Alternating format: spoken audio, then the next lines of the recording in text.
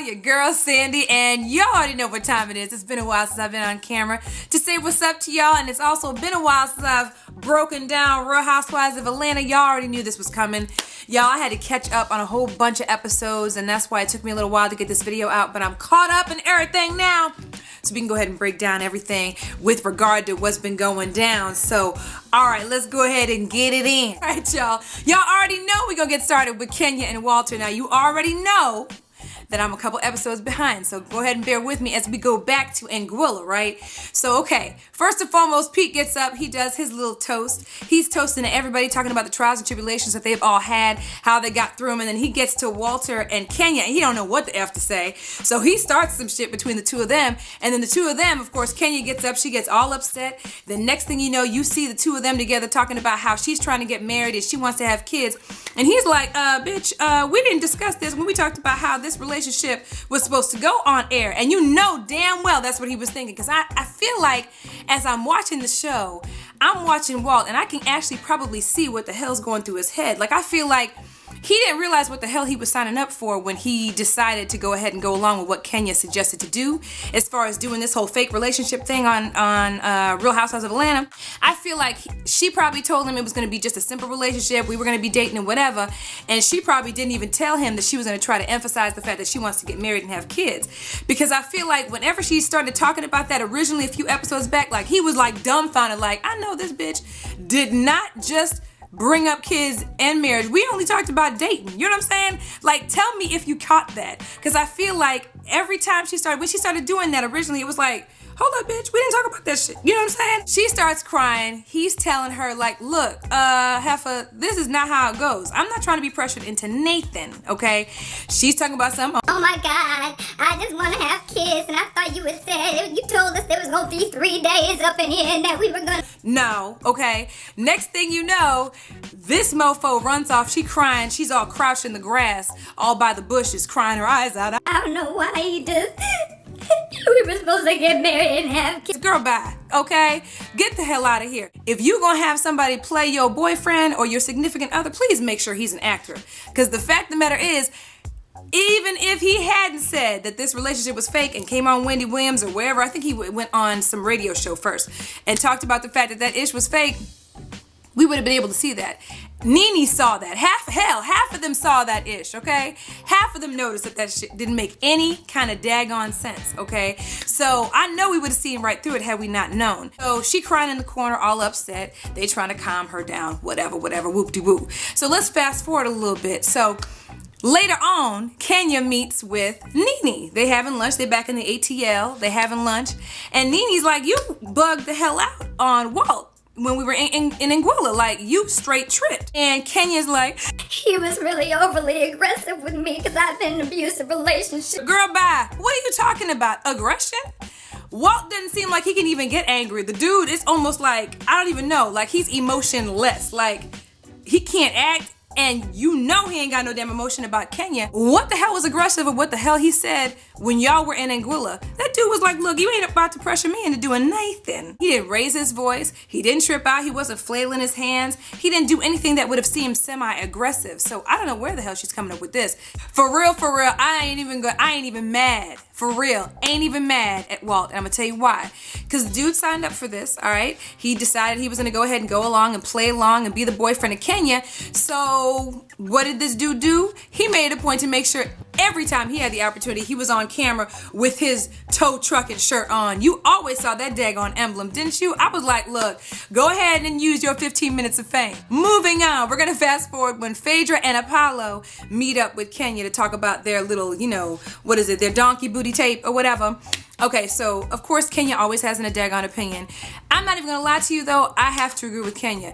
I'm gonna need y'all mofos to know what the hell you trying to do with your tape or whatever, and have your plan already kind of semi-set in stone before you go and meet with anybody about anything on any business professional level. However, please don't talk about professionalism when within that business quote-unquote supposed meeting, you gonna talk about some, have y'all ever done role play?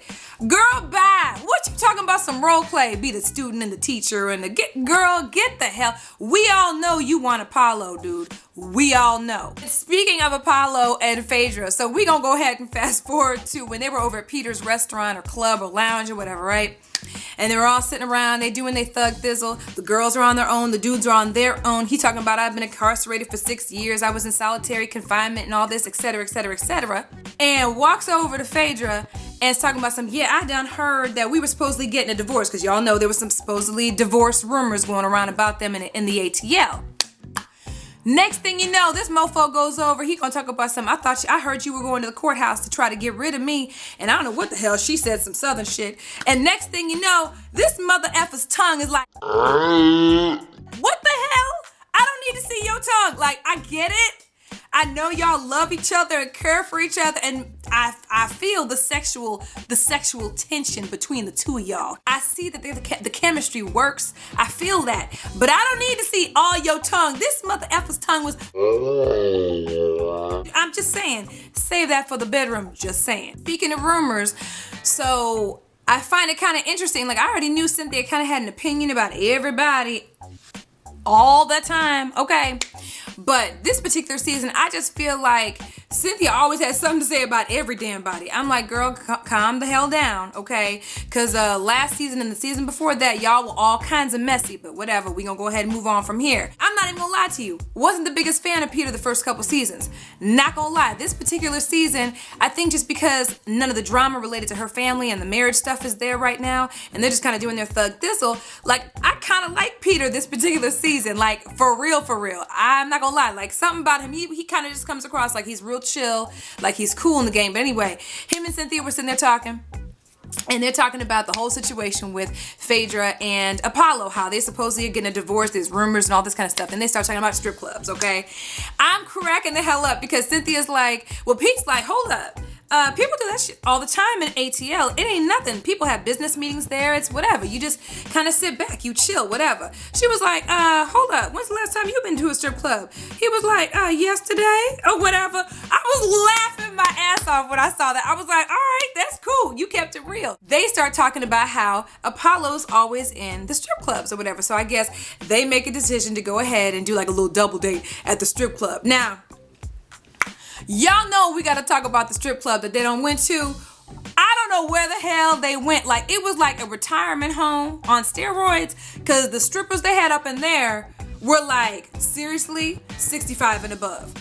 Straight up, 65 and above. Tatas down to their feet. Bellies all the way. I mean, I was like, this is the most disgusting thing. Now, here's the deal. If it was the TV show that put them there and it turns out it was Peter or Apollo that made the decision to take them to that particular strip club, I ain't even gonna lie. I don't blame them. Let me tell you why.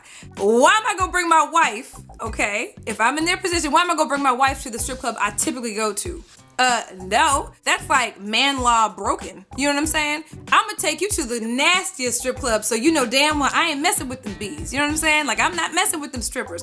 That there's no way in hell that I'm gonna mess with the people up in here, so that you don't have any doubt and I don't have any problems when I come back home from the strip club. You know what I'm saying? I ain't gonna take you to the ones I go to. We ain't going to Scores. You know what I'm saying?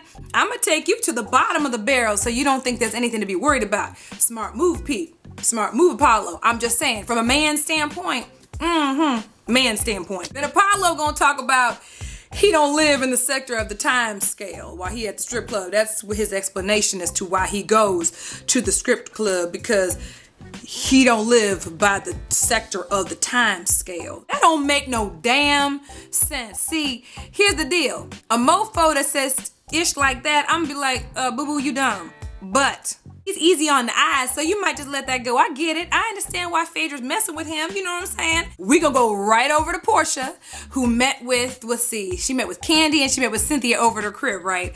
Okay, I'ma need her to shut her mouth. She's a cute girl. Her body is bananas.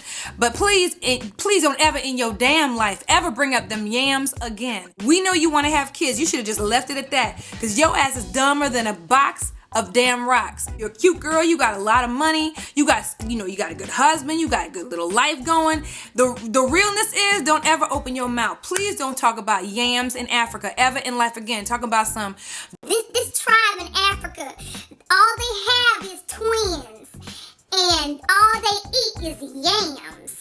Girl, get the hell out of here with that shit. Lastly, I have to talk about this because honestly, at first when Real Housewives of Atlanta came on, I was not the biggest fan of Nene. I thought she was a shit starter. I thought she was a troublemaker and all kinds of extras, which she was, okay? But I ain't even gonna lie to you. I got a lot of respect for the girl because from where she came from to where she's at now, it's like a complete 180. And it's amazing where she's taken her career from where she was to where she is now. I saw all that stuff on there and was like, you better go, girl. Being on the cover of Ebony. I actually just recently saw her on Wendy Williams just recently, and she was just talking about, the relationship she has with Greg, which I'm happy they're together, because the reality is anybody else, I don't know that anybody else would suit her, you know what I'm saying? I'm happy that she's doing her thug thizzle, you know what I'm saying? She's turned this entire Real Housewives of Atlanta thing around and turned it into some serious money making. So you know what? More power to you. All right, y'all. I just wanted to real quick go over the last few episodes of Real Housewives of Atlanta. I don't know if any of y'all have seen it, and I'm sure you all have because I'm late as all get out. But let me know what y'all think down below of anything that I said. I probably skipped over a whole bunch of stuff, but I had at least 3 episodes that I needed to recap. So I'm going to get back on the ball, get back into the swing of things. The holidays kind of jacked me up, but anyway, hope you guys are having an amazing week. Hope you guys enjoyed the review. And yeah, you already know how I do. As always, follow me on Twitter, twitter.com/SocialiteSande. Hit me up on my Facebook fan page. That link is down below. Of course, hit me up on my Pinterest page. That is also down below. As well as my blog, TheSocialiteLife.blogspot.com. Hit me up on Instagram at SocialiteSande. And you already know I absolutely adore y'all. And I will see y'all in the next video. Bye. Did she put her ass crack on Peter? Did she really drop it like it's hot and put her ass crack